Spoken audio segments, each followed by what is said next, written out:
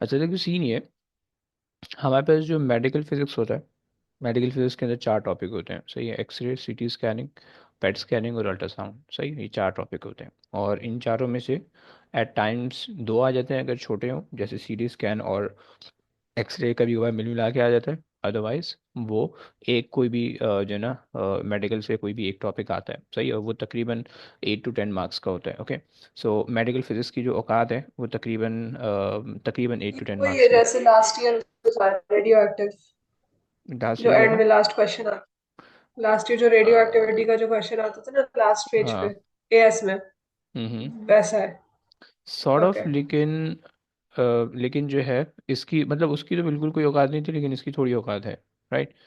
तो ये जो है ना थोड़ा सा आपको जो है सॉर्ट ओके। ऑफ तंग करेगा, ओके, क्योंकि इसकी थोड़ी कैलकुलेशन है वो थोड़ी सी जो है ना मसले लेके आती है, सही है। सो अगर आप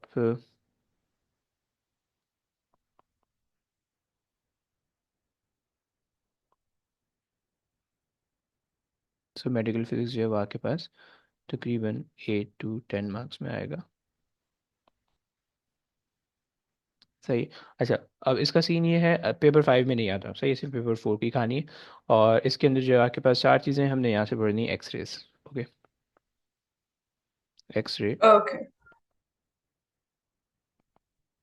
इमेजिंग, सही। अच्छा, एक्सरे इमेजिंग के अंदर जो है वो हमारे पास कुछ चीज़ें सबसे पहले हमें बस उसको याद करनी है। बिल्कुल रट्टे वाली चीज़ें, इसमें कोई वो नहीं है, मतलब इसमें कोई थ्योरी कोई मतलब आप कह लो कि कॉन्सेप्चुअल है लेकिन नहीं समझ में लाना भी कोई टेंशन नहीं है। आप सिर्फ उसको रट्टा लगा लो, इसमें लाइक नंबर पक्के होते हैं, सही। अच्छा, सो सबसे पहले तो ओके। इसकी चीज़ आती है कि भाई आपने इसको इसकी जनरेशन देखनी है। जनरेशन, सही है कि भाई एक्सरे जनरेट कैसे होती है, एक्सरे प्रोड्यूस कैसे होती है, सही है। सो एक्सरे जनरेशन आपने समझनी है, फिर उसके बाद जो है वो एक्सरे की इमेजिंग आएगी, सही है। इमेजिंग, सही है।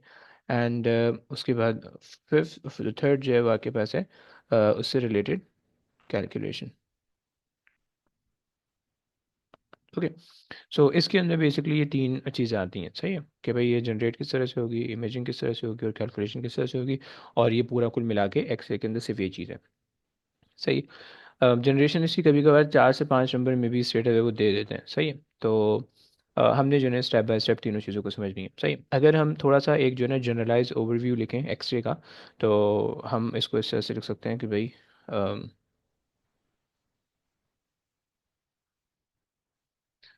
अच्छा जनाब, so x-rays are generated by thermionic emission of electron, right, and which then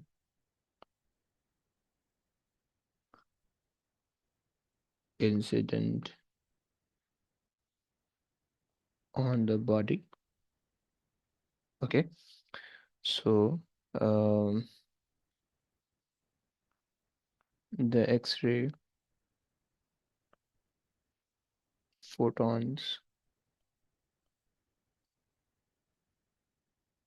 passes through the body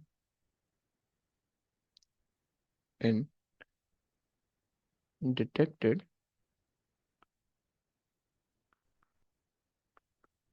detected at detector producing 2D image, set हो गया। ये हमारे पास इसकी जनरल कहानी है, सही है। तो अब इसमें हमने जो चीज़ें हमने समझनी है वो हमारे पास है, जनरेशन आ गई, सही है। और हमारे पास जो है इमेजिंग आ गई, सही है। सही है, और हमारे पास कैलकुलेशन उसके बाद आएगी, सही। चलो आ जाओ। सो एक्सरे की जनरेशन समझते हैं।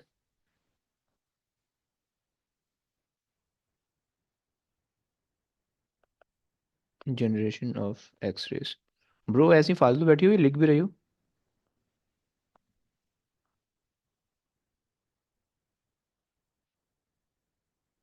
यस। अगर कुछ कह रही हो माइक माइक बंद करके, तो मुझे पता नहीं चल रहा। जी जी जी जी। ओके। अच्छा, अब हमारे पास जो है, सबसे पहले तो अगर हम इस सेटअप को समझें, तो हमारे पास एक अदद लगा हुआ है एक्सरे जनरेटर, सही है, जो कि एक्सरे जनरेट कर रहा है, सही है। और आपके पास जो है वो हमारे पास जो है एक अल्लाह का नेक बंदा है, सही है, कि जिसकी बॉडी से ये एक्सरेज पास हो रही हैं, सही है। और अच्छा, एक्सरेज जो है वो हमारे पास ज़्यादा जो है ना वो हड्डी गुड्डी की स्ट्रक्चर लेने के लिए जो है ना, एनाटमी को हम स्टडी करने के लिए एक्सरेज को हम यूज़ कर रहे होते हैं, सही है। और जो इसके जो भी ऑर्गन जिसको आप टेस्ट कर रहे हो उसके नीचे जो है वो डिटेक्टर आपने लगाया हुआ होता है, तो डिटेक्टर पे जो भी इमेज डिटेक्ट होती है वो आपके पास यहाँ पे डिस्प्ले हो जाती है, राइट। रेडियोग्राफ पे जो है ना वो डिस्प्ले हो जाती है, ओके। और वो टू हम्म। डायमेंशनल होगी, वो हमने देखना है कि भाई उसकी क्या क्या कैरेक्टरिस्टिक होंगी, खैर। तो ये हमारे पास एक जनरलाइज सिनारियो है, सही है। सो अब सबसे पहले तो हमने इस एक्सरे जनरेटर को समझना है कि भाई इसके अंदर से किस तरह से एक्सरेज निकल रही हैं, सही है। अच्छा, कीपिंग इन माइंड कि एक्सरेज क्या था, इलेक्ट्रोमैग्नेटिक रेडिएशन थी, रिमेंबर?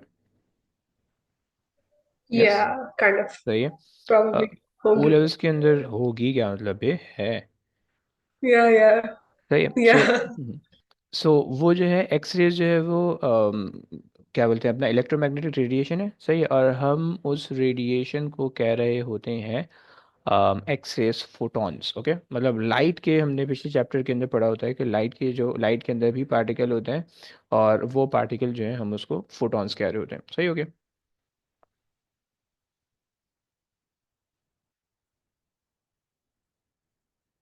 ओके। अच्छा जी, और हमारे पास जो है, अब सबसे पहले तो हमने ये समझना है कि भाई एक्स रेज जनरेट किस तरह से होती हैं, सही है। तो उसके लिए हमारे पास ये एक एक्सपेरिमेंटल सेटअप है, इसको समझते हैं, और फिर इसके बाद जो है ना वो हम समझेंगे कि भाई क्या क्या चीज़ें बन रही हैं।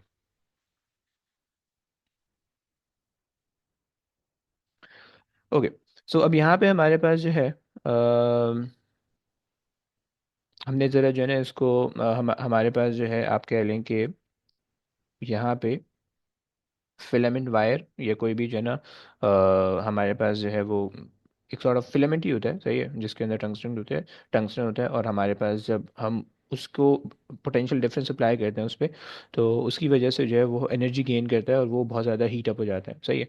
और जब वो बहुत ज़्यादा हीट अप हो जाता है तो वो इलेक्ट्रॉन्स इमिट करता है, और उस इलेक्ट्रॉनिक एमिशन को हम कहते हैं थर्मियोनिक एमिशन, सही है। यानी emission of electron due to thermal और हीट सप्लाइड, ओके। तो ये हमारे पास एक कॉन्सेप्ट हुआ, सही, जो कि मैंने यहाँ पे मेंशन किया हुआ है कि भाई हमारे पास जो है वो थर्मियोनिक एमिशन से इलेक्ट्रॉन जनरेट होते हैं, okay.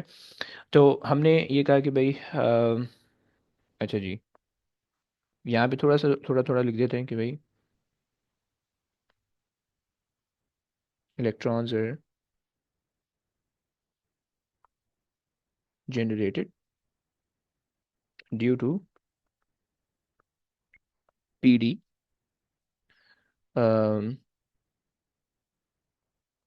Across the cathode, okay, जिसको हम थर्मियोनिक एमिशन कह रहे होते हैं, ओके। सो इसके ऊपर हम लिख सकते हैं thermionic emission, okay, although it's not required, right, syllabus में नहीं पूछेगा तुमसे, लेकिन तुम्हें बस ये बताना चाहिए कि इलेक्ट्रॉन एमिट कैसे हो रहे हैं, सही है। अब जब वो इलेक्ट्रॉन एमिट हो रहे हैं, तो वो इलेक्ट्रॉन जो हैं वो टुवर्ड एनोड ट्रैवल कर रहे हैं, और एनोड जो है वो आपका मेटल का है, सही है। और वो उस मेटल के एनोड से जाके उसको जो है ना स्ट्राइक करते हैं डिफरेंट पॉसिबल वेज में, उसको हमने समझना है। और जब वो वहाँ पे स्ट्राइक करते हैं तो हमारे पास जो है वो एक्सरेज जनरेट होती हैं, या एक्सरे फोटॉन्स जनरेट होते हैं, ओके। सो ये हमारे पास है। अच्छा जी, सो हम यहाँ से कहते हैं कि भाई when electrons are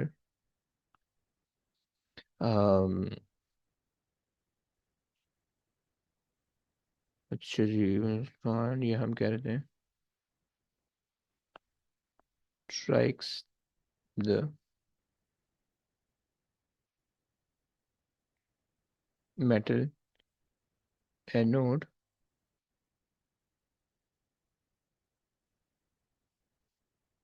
they produces they produce X-ray photons. Okay. And जो एक्स रेज फोटॉन होते हैं उनकी आप एनर्जी भी निकाल सकते हो और उनको आप जो है सॉल्व भी कर सकते हो। आपको पता है कि भाई potential difference equals to work done over charge होता है, सही है। सो आप ये वाला फार्मूला भी लगा सकते हो कि भाई work done times voltage times charge is equals to work done, सही है। और वो वर्क डन जो है वो आपके पास होता है इन the form of kinetic energy भी हो सकता है, सही है। तो वो आप जो है वो इसको इस तरह से इक्वेट कर सकते हो, सही है। हम इसको काइनेटिक एनर्जी ले लेते हैं, mv², राइट। सो ये हमारे पास जो है ये इक्वेशन बहुत दफ़ा यूज़ होगी इसके अंदर, इसके चैप्टर के अंदर, सही हो गया। अच्छा जनाब, um, एक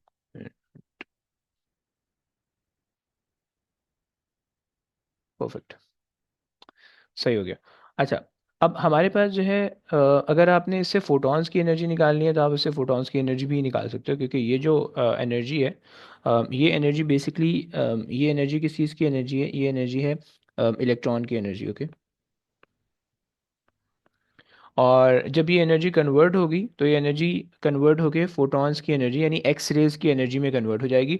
तो और एक्स रे की एनर्जी का फार्मूला आपको पता है फोटॉन्स की एच एफ, यानी Planck's constant times F which is a frequency, okay. और प्लैंक्स कांस्टेंट की वैल्यू आपको कांस्टेंट है पता होनी चाहिए, 6.63 एक्सपोनेंट -34, ओके। सो ये आपके पास केस है, सही।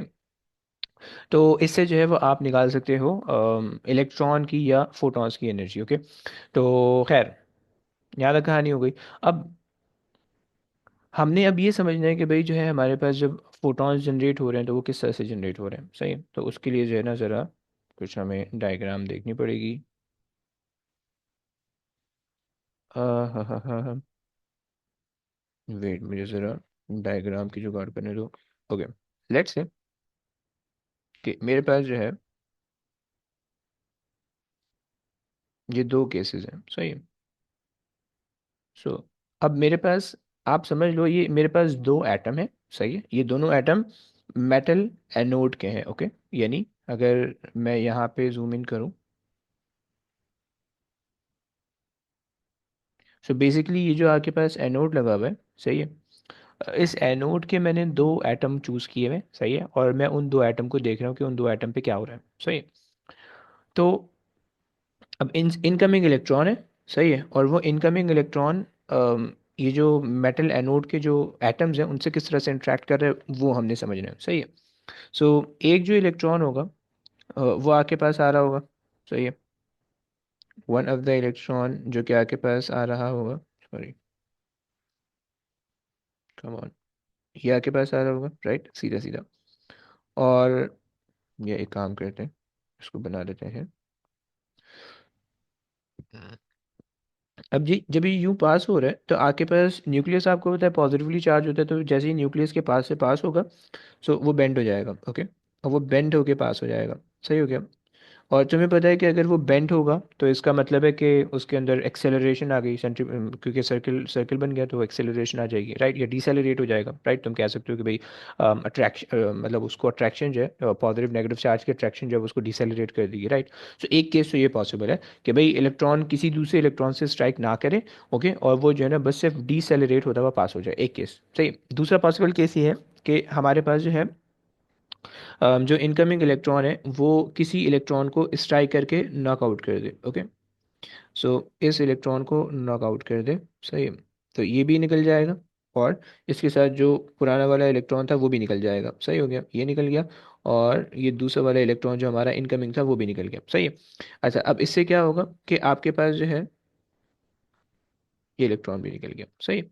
अब आपके पास जो है वो एक वेकेंट एरिया या इलेक्ट्रॉन की वैकेंसी जनरेट हो गई, राइट। तो ये दो केसेस हमारे पास हैं कि इन दो केसेस में हमारे पास जो है क्या बोलते हैं अपना एक्स रे फोटॉन्स जो है ना वो डिफरेंट तरीके से जनरेट होंगे और उनकी डिफरेंट आप कह लो कि स्पेसिफिकेशन होगी या डिफरेंट एनर्जी होगी, जो इस तरह से कह सकते हो, ओके।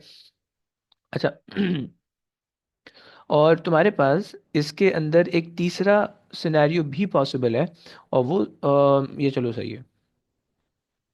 चलो इन दो, पहले तो इन दोनों को समझते हैं। अब यहाँ पे हमारे पास क्या होगा, यहाँ पे अगर आप देखो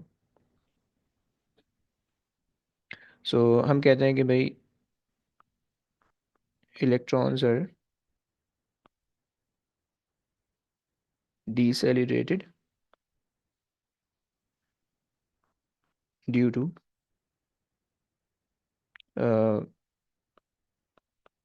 metal anode.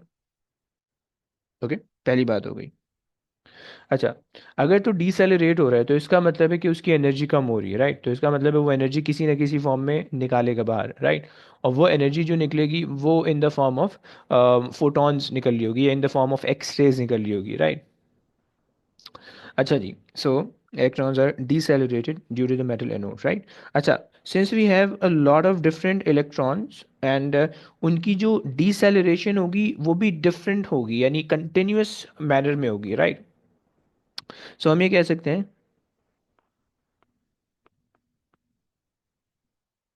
different electrons will have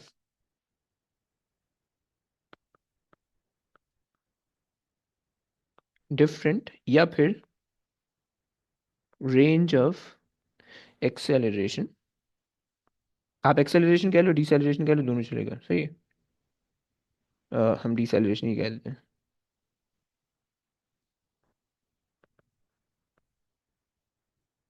okay, so different electron have different range of deceleration.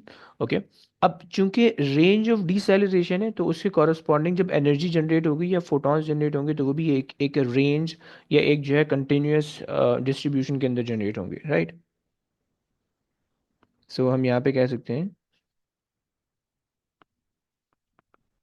Photons of X rays will then be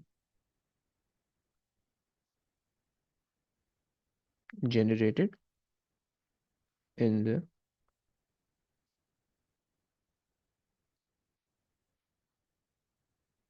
continuous distribution of wavelength। okay,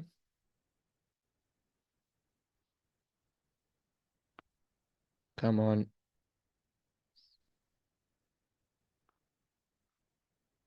of wavelength. Okay, so हमने ये बात की कि भाई हमारे पास ये जो पहला वाला केस था, इस पहले वाले केस के अंदर क्योंकि भाई इलेक्ट्रॉन्स जो आ रहे होंगे उनकी डिफरेंट स्पीड होगी, राइट?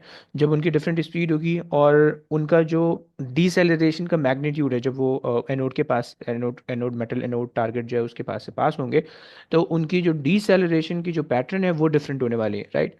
किसी की डिसेलरेशन ज़्यादा होगी, किसी की डिसेलरेशन कम होगी, उसी के हिसाब से जो डिसेलरेशन की वजह से जो एनर्जी वो गिव ऑफ करेंगे, वो एनर्जी जो जनरेट करेंगे जो कि in the form of X rays photon होंगी, वो एनर्जी भी डिफरेंट होगी या वो एनर्जी भी कंटिन्यूस फॉर्म में होगी, राइट? तो उसकी वजह से जो पहला वाला केस है, अगर आप उसके उस केस को ग्राफिकली रिप्रेजेंट करना चाहो तो आपको जो है एक कंटिन्यूस स्पेक्ट्रम के फॉर्म में मिलेगा। क्या ये बात समझ में आती है? क्या ये बात समझ में आती है? Yes. सही है। इस ये 3 पॉइंट के रट्टे लगाने हैं, ये 3 पॉइंट बहुत दफ़ा पेपर में पूछने हैं, सही है। तुमसे पूछेगा कि भाई why there is continuous distribution distribution of wavelength। Okay, एक मिनट, थोड़ा सा मसला हो गया है, इसको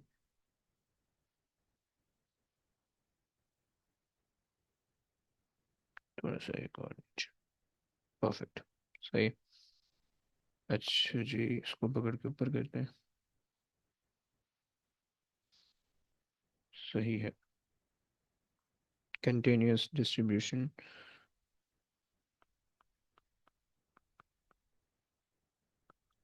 distribution of wavelength। ओके, सही। सो बेसिकली वो आपको ये ग्राफ देगा, सही है। एक मिनट,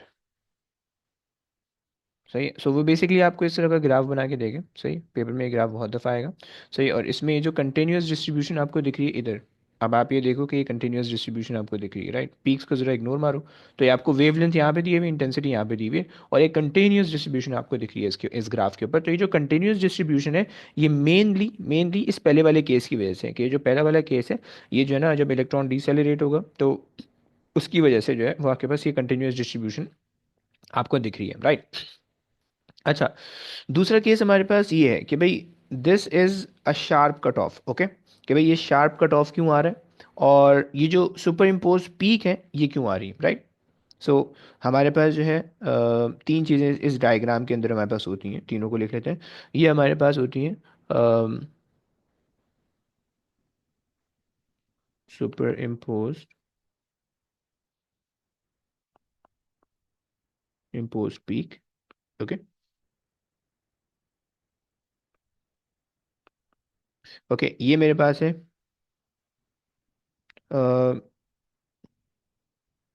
शार्प कट ऑफ, एक टी आएगा, और ये पूरा जो मेरे पास है कंटिन्यूस स्पेक्ट्रम है, ओके। तो अब ये जो दो चीज़ें हैं, ये बेसिकली दूसरे वाले सिनेरियो से रिलेटेड है, और वो किस तरह से, वो इस तरह से कि जब आपके पास जो है दूसरे वाले केस के अंदर हमारे पास क्या आता है कि एक इलेक्ट्रॉन जो है वो दूसरे इलेक्ट्रॉन को हिट कर रहा है, नॉक ऑफ कर रहा है, ओके। तो अब इसके अंदर दो केसेस हैं कि भाई जो इलेक्ट्रॉन है, जब उसने दूसरे वाले इलेक्ट्रॉन को हिट किया, तो वो अपनी सारी की सारी एनर्जी उस दूसरे वाले इलेक्ट्रॉन को दे देगा, सही है। और या वो सारी की सारी एनर्जी, जब वो कोलिजन होगी तो इलेक्ट्रॉन रुक जाएगा, सही है, और वो सारी की सारी एनर्जी कन्वर्ट हो जाएगी काइनेटिक से एक्स रेज या इलेक्ट्रोमैग्नेटिक एनर्जी के अंदर, राइट। एक तो ये पॉसिबिलिटी है, सही हो गया। और वो पॉसिबिलिटी ये है कि भाई आपके पास,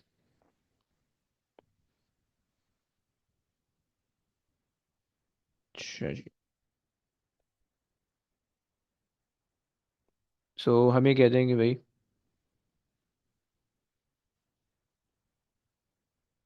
when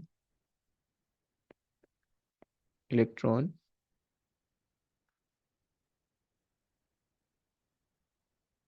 hit another electron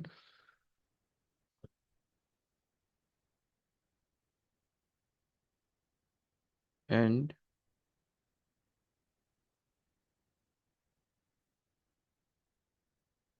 gives all of its energy to one photon, okay.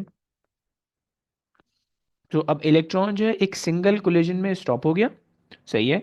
और जब वो सिंगल कोलिजन में स्टॉप हुआ तो उसने सारी की सारी एनर्जी अपनी दे दी फोटोन, यानी एक्स रे के फोटोन को, सही। सो बेसिकली एक्स रे का जो पार्टिकल होने वाला है हम उसको फोटॉन्स कह रहे हैं, सही है। तो जब वो सारी की सारी एक फोटोन को उसने दे दी एनर्जी, तो वो एकदम से जो है ना वो एक शार्प कट ऑफ आपको दिख जाएगा, सही है। So if they ask you कि भाई why there is a sharp cut off at shorter wavelength, तो ये आपको दिख जाएगी, सही। Sharp cut off at shorter wavelength, okay. So उसके उस केस के अंदर आपके पास ये हो जाएगा कि भाई जब शार्प कट ऑफ हो रहा है एट शॉर्टर वेवलेंथ, तो इसका मतलब है कि इलेक्ट्रॉन दूसरे इलेक्ट्रॉन से स्ट्राइक किया और सिंगल कोलिजन के अंदर उसने सारी की सारी एनर्जी अपनी यानी उसने दूसरे इलेक्ट्रॉन को नॉक ऑफ तो नहीं किया, लेकिन उसने सारी की सारी एनर्जी जो है वो in the form of electromagnetic radiation या एक्सरे या फोटोन के अंदर उसने कन्वर्ट कर दी और लूज कर दी, राइट। तो ये दूसरा दूसरा केस हो गया, सही। तीसरा केस हमारे पास है कि भाई अगर हमारे पास जो सुपर इम्पोज पीक आ रही है वो क्यों आ रही है, राइट। वो इस वजह से आ रही है कि जब आपके पास एक इलेक्ट्रॉन दूसरे इलेक्ट्रॉन को स्ट्राइक करके निकाल रहा है, राइट, तो आपके पास इलेक्ट्रॉन की यहाँ पे डेफिशिएंसी जनरेट हो रही है, राइट। और आपने केमिस्ट्री के अंदर ये बात पढ़ी है कि अगर आपके पास लोअर एनर्जी लेवल जो है वो अनफिल्ड हो, तो आपके पास जो हायर एनर्जी लेवल के इलेक्ट्रॉन्स होते हैं वो डी एक्साइट होकर लोअर एनर्जी लेवल पे आते हैं और वो उसको फिल करते हैं और अपनी एनर्जी लूज करते हैं, राइट। सो तीसरा केस उस हिसाब से, राइट, कि अगर तो इलेक्ट्रॉन दूसरे इलेक्ट्रॉन को नॉक ऑफ करके बाहर निकाल रहा है और आपके पास जो है हायर एनर्जी लेवल का इलेक्ट्रॉन डी एक्साइट होकर लोअर एनर्जी पे आ रहा है, तो डी एक्साइटेशन के अंदर जब इलेक्ट्रॉन अपने हायर एनर्जी लेवल से लोअर एनर्जी लेवल पे आ रहा है तो उसकी वजह से जो एनर्जी लूज होगी वो बेसिकली एक्स रे फोटोन के अंदर जनरेट हो जाएंगी और वो बहुत शार्प पीक्स की फॉर्म में आपको देखेंगी, राइट। क्योंकि जब वो डी एक्साइटेशन होगी तो वो एक बहुत शार्प प्रोसेस हो जाएगा, सही हो गया। सो यहाँ पे हम ये कह सकते हैं कि भाई हमारे पास when when incident incident electron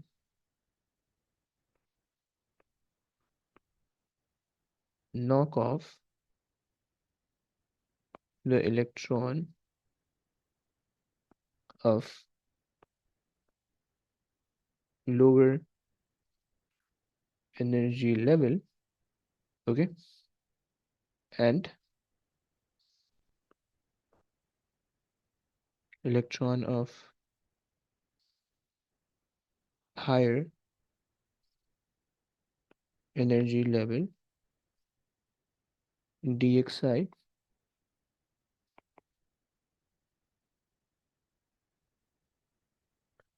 dxides to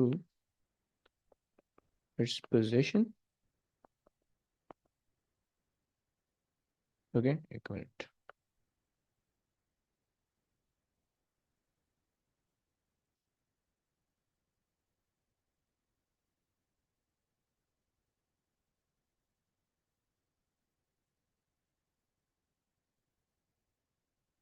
यार ये पता नहीं क्या क्या बन रहा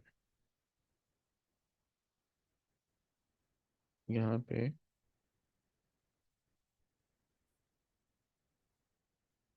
अच्छा जी, ओके। सो हमने कहा कि dxides to its position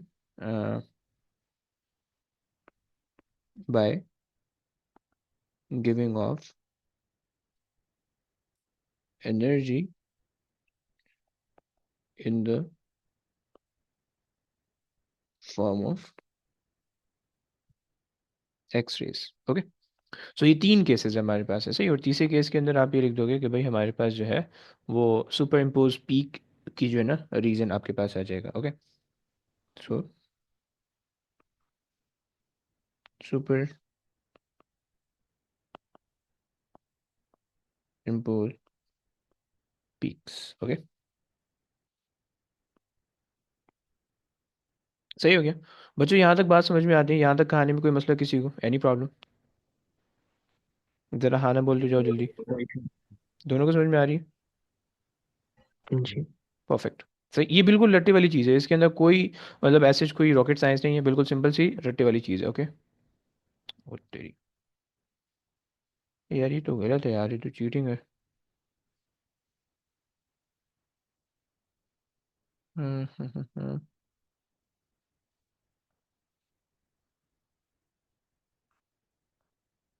हम्म,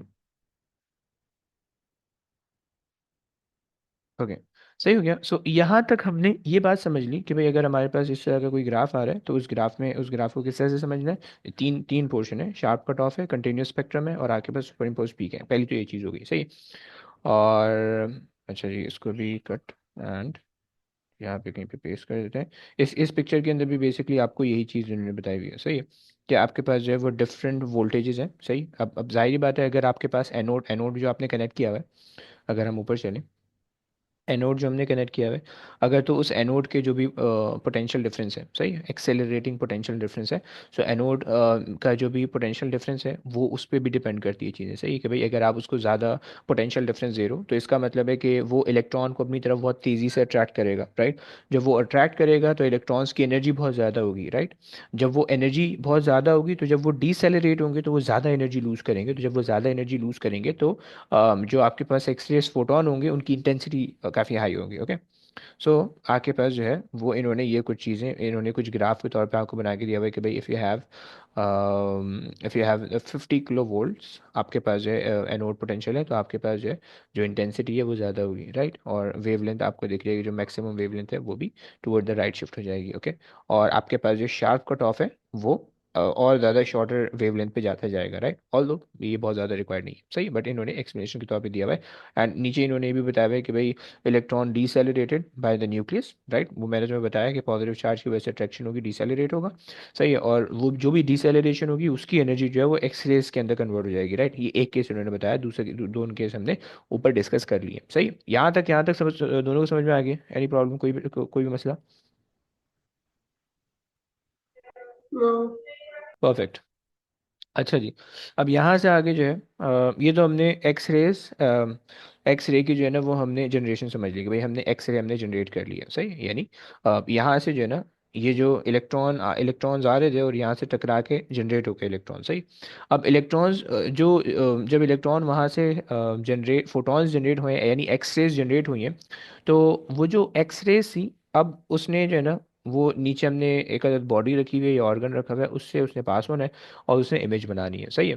तो उस इमेज की कुछ ना कुछ कैरेक्टरिस्टिक होने वाली है, उसको देखते हैं और फिर उसके बाद जो है वो हम आगे जो है ना लेके चलेंगे कहानी। तो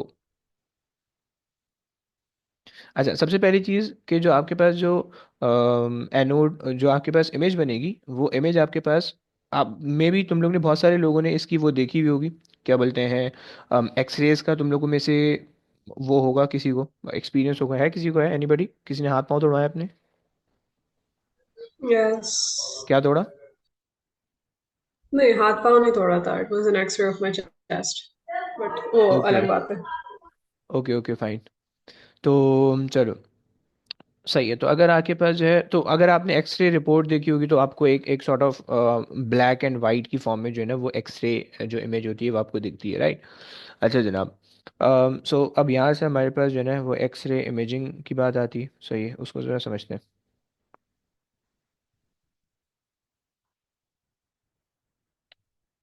सो एक्सरे इमेजिंग, सही हो गया। सो आपके पास जो एक्सरे इमेज होगी उसकी कुछ प्रॉपर्टीज होने वाली है। एक तो भाई आपके पास वो 2 डायमेंशनल होने वाली है, 3 डायमेंशनल नहीं होती, सही है। सो हम कहते हैं कि भाई 2D black and white image of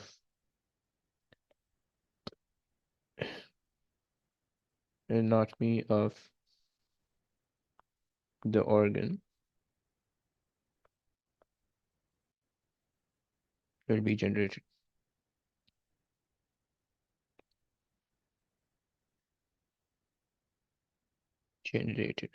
okay. So ये हमारे पास जो है जो एक्सरे की इमेज होती है वो इस तरह से हमारे पास होती है, सही है। अच्छा, अब अगर हम इसकी इमेज की कैरेक्टरिस्टिक की बात करें या कुछ इमेज की प्रॉपर्टीज़ की बात करें, तो हमारे पास जो है ना इमेज के अंदर कुछ कंट्रास्ट होना चाहिए, सही है, पहली चीज़, सही है। और इमेज के अंदर जो है ना शार्पनेस होनी चाहिए, सही, दूसरी चीज़। तब जाके जो है वो आप इमेज को सही तरीके से स्कैन कर पाओगे, राइट। यानी शार्पनेस और कॉन्ट्रास्ट का मतलब ये है कि भाई आपके पास जो है इमेज के अंदर जो बाउंड्रीज हैं between the different bones and joints वो बिल्कुल विजिबल होनी चाहिए, राइट। अगर आप ऊपर वाली पिक्चर में देखो, पहली वाली, तो इसमें जो है वो आपको clearly, I hope so, visible है कि आपके पास जो है ना कौन सी बोन कहाँ पे एंड हो रही है, कहाँ पे फ्रैक्चर है, सही है, क्या चीज़ टूटी फूटी हुई है, सही है। तो वो सारी चीज़ आपको क्लियरली विजिबल है, ओके। तो एक तो ये चीज़ आपके पास होनी चाहिए, सही है। और फिर दूसरी चीज़ ये है कि भाई जो एक्सरेज हैं, एक्सरेज फोटोन है, वो भी आपके पास जो है ना वो बॉडी के थ्रू जाने चाहिए, राइट। वो उनकी पेनिट्रेटिव पावर इतनी ज़्यादा हो कि वो जो है जब वो एंटर हो रहे हैं तो वो लीव करके डिटेक्टर पे भी जा सकें, राइट। तो एक तो ये चीज़ हो गई, क्योंकि अगर वो डिटेक्टर पे ही नहीं जाएंगे तो फिर आपके पास जो है वो इमेज जनरेट नहीं होगी। सही हो गया। तो पहली चीज़ कि एक्सरे फोटॉन्स जो हैं या एक्स रेज जो हैं वो बॉडी के थ्रू पास होके डिटेक्टर पे डिटेक्ट हो, पहली चीज़। और जब वो डिटेक्ट हो रही हैं तो जो एक्स रेज डिटेक्ट हुए हैं उनके अंदर शार्पनेस और कॉन्ट्रास्ट, ये दो चीज़ें उनके अंदर होनी चाहिए। ओके। अच्छा जनाब, ये क्या होता है, इनको भी ज़रा समझते हैं आज। सो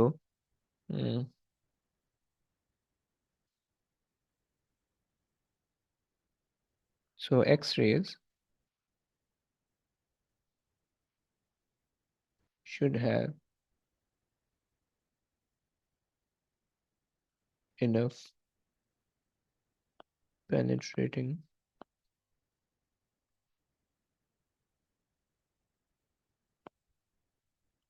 power so that it can get detected,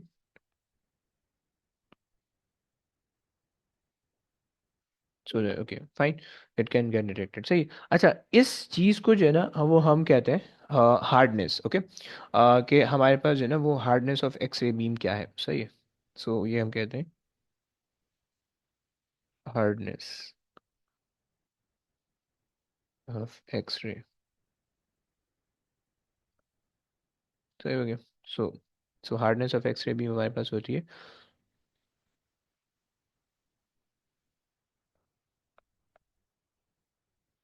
measure the penetration power of X-ray beam। Okay. अच्छा जनाब, चलो ये बात तो एक बात हमने कर ली। ओके। अब इसको हम कंट्रोल कैसे कर सकते हैं, हमें इसको इंक्रीज या डिक्रीज किस तरह से कर सकते हैं। तो इसको बेसिकली, चूंकि अगर आप देखो तो एक्स रेज की जो पावर है वो बेसिकली किस चीज़ पे डिपेंड करिए, अगर आप ये वाली डायग्राम देखो। सो एक्स रेज की जो पावर है वो ये इंटेंसिटी है, क्योंकि इंटेंसिटी पावर रिलेट कर रही है। सो एक्स रेज की जो पावर है वो बेसिकली किस चीज़ पे डिपेंड कर रही है, एनोड पोटेंशियल पे, राइट। यानी अगर आप अपने एनोड पोटेंशियल को बढ़ा दो या कम कर दो तो उससे जो है वो आपके पास जो है वो पावर कम या ज़्यादा हो जाएंगे, राइट। ये जो आपके पास पोटेंशियल है, सही, इसको अगर आप, क्योंकि आपने यहाँ पे पोटेंशियल डिफरेंस अप्लाई किया हुआ है। ओके। सो जब आप इसको एनोड के पोटेंशियल डिफरेंस को इंक्रीज कर दोगे तो वोल्टेज बहुत ज़्यादा हो जाएगा। ओके। यानी वो इलेक्ट्रॉन को, जो इनकमिंग इलेक्ट्रॉन है उसको बहुत तेज़ी से अपनी तरफ अट्रैक्ट करेगा। जब वो अपनी तरफ अट्रैक्ट करेगा और इलेक्ट्रॉन जब उस प्लेट पे जाके डिसेलेरेट होगा तो वो जो एक्सेस फोटॉन जनरेट होंगे वो उसकी एनर्जी काफ़ी ज़्यादा होने वाली है। तो हम उसको इस इक्वेशन से रिलेट कर भी सकते हो, क्योंकि अगर तुमने पोटेंशियल डिफरेंस इंक्रीज कर दिया है तो तुम्हारे पास जो फोटोन की एनर्जी है एच एफ, जो फोटोन की एनर्जी को बता रहा है, वो तुम्हारे पास बढ़ जाएगी। यानी तुम्हारे पास जो वो होंगे एक्सरेज जो होंगी वो बहुत ज़्यादा एनर्जेटिक होंगी, so that it can easily pass through the body, right. तो ये हमारे पास जो है दूसरा कॉन्सेप्ट हो गया। सही हो गया। कि भाई हमारे पास जो एक तो हमारे पास हार्डनेस ऑफ एक्सरे बीम होगी, दूसरी चीज़ हमारे पास है कि हम इसको कंट्रोल कैसे कर सकते हैं। सही है। हम लिख देते हैं कि भाई हार्डनेस, नहीं मज़ा नहीं आ रहा यार।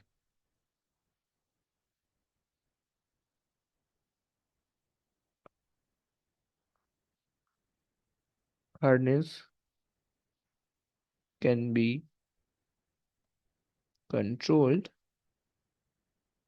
by um, anode potential। Okay. So अगर पोटेंशियल आपके पास ज़्यादा है, if the potential is higher, then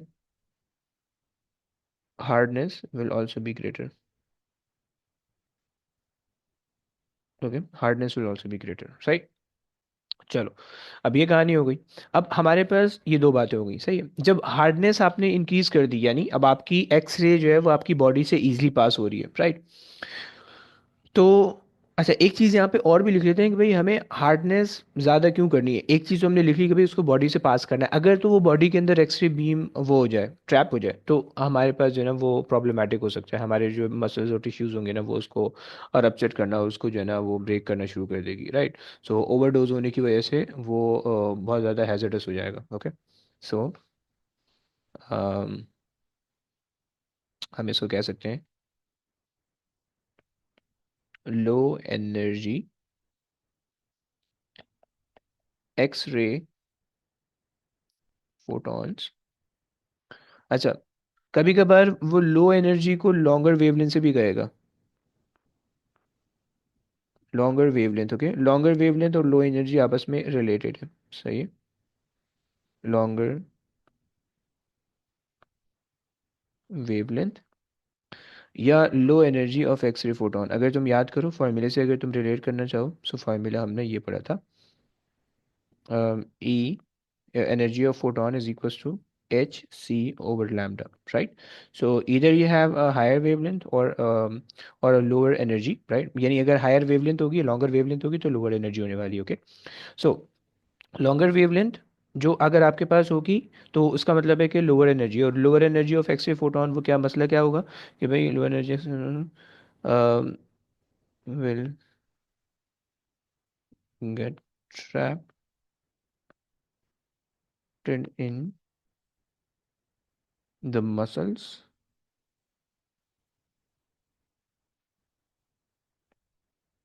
and tissues of the body, right? And जो है ना उसकी वजह से इन्फेक्शन हो सकता है, right? Can cause infection, okay, सही हो गया। सो ये हमारे पास प्रॉब्लम है, सही है, कि भाई हमारे पास पहली चीज़ है हार्डनेस। इंपॉर्टेंट क्यों है? पहले तो हार्डनेस होती क्या है कि भाई जो एक्सरे है उसकी पेनिट्रेशन पावर हार्डनेस को डिटरमिन करता है, ओके। और हार्डनेस को हम कंट्रोल कैसे कर सकते हैं? एनोड पोटेंशियल से। दूसरी बात हो गई, तीसरी चीज़ कि उसमें मसला क्या है, अगर तो वो बॉडी के अंदर ट्रैप हो जाएगी तो फिर जो है वो मसल और टिश्यूज़ को जो है ना वो ब्रेक करना शुरू कर देगी, राइट, और इन्फेक्शन जनरेट करेगी, राइट। और चौथी चीज़ कि अब हमें उसको अगर एलिमिनेट करना है, क्योंकि जाहिर बात है हम उसको कंट्रोल तो कर रहे हैं, लेकिन अगर समहाउ आ रही हैं, तो हम उसको एलिमिनेट किस तरह से कर सकते हैं? सो हम उसको एलिमिनेट कर सकते हैं by using using the aluminium window window, okay,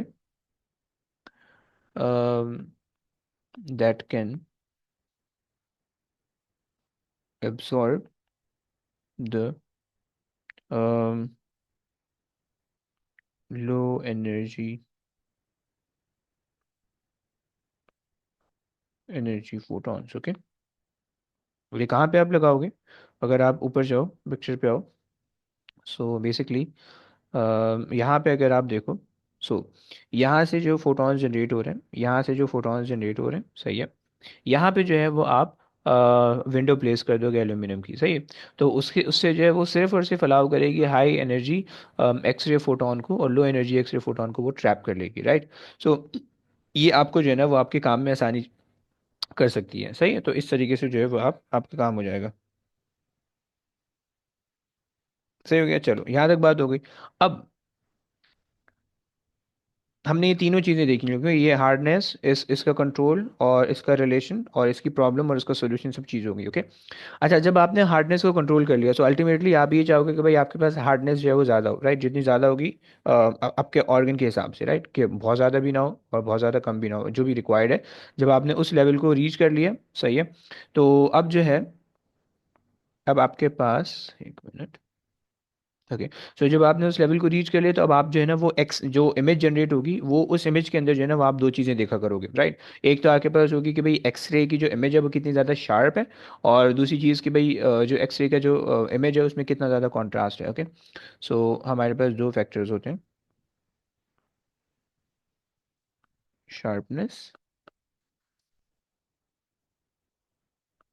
सही, शार्पनेस ऑफ द इमेज। और शार्पनेस जो है वो आपको ये बता रहा होता है कि ease with which um, structure structure structures कह लो, या स्ट्रक्चर या बोन, या स्ट्रक्चर या बाउंड्रीज, बाउंड्रीज यानी जहाँ पे एक बोन खत्म हो रही है और दूसरी स्टार्ट हो रही है, तो वो जो बाउंड्री है ना उसको आप प्रिसाइसली देख सको कि एग्जैक्टली इस पोजीशन पे खत्म हो रही है, दूसरी यहाँ से स्टार्ट हो रही है, right? So ease with which the structure boundaries can be seen. Okay, so ये शार्पनेस है। ओके, और कॉन्ट्रास्ट आपके पास होता है।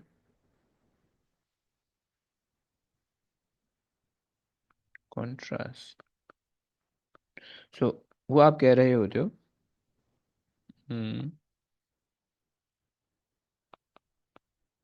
Difference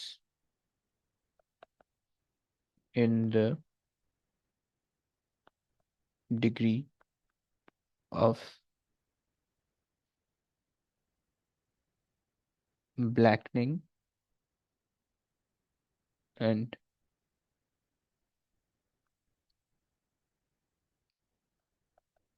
whitening of the image. Okay, ये आपके पास दो पैरामीटर्स हैं। ओके, और आप इसको कंट्रोल किस तरह से कर, शार्पनेस को आप कंट्रोल किस तरह से कर सकते हो? शार्पनेस को जो है वो आप कंट्रोल कर सकते हो दो चीज़ों से, सही है। आपके पास पहली चीज़ होती है कि भाई आप अपने एनोड साइज को छोटा कर लो, प्रिसाइज कर लो। ओके, एंड दूसरी चीज़ जो है वो एक्सरेज ऑफ जो फोटोन, एक्सरे फोटॉन्स हैं, आप उनकी स्कैटरिंग कम कर दो। ओके, सो अगर मैं इसी को यहाँ पे ऐड कर लूँ, अगर तुम लोग ने इसको लिख लिया तो तुम उसके नीचे भी लिख सकते हो। ओके, सो यहाँ पे हम लिख सकते हैं कि भाई कैन बी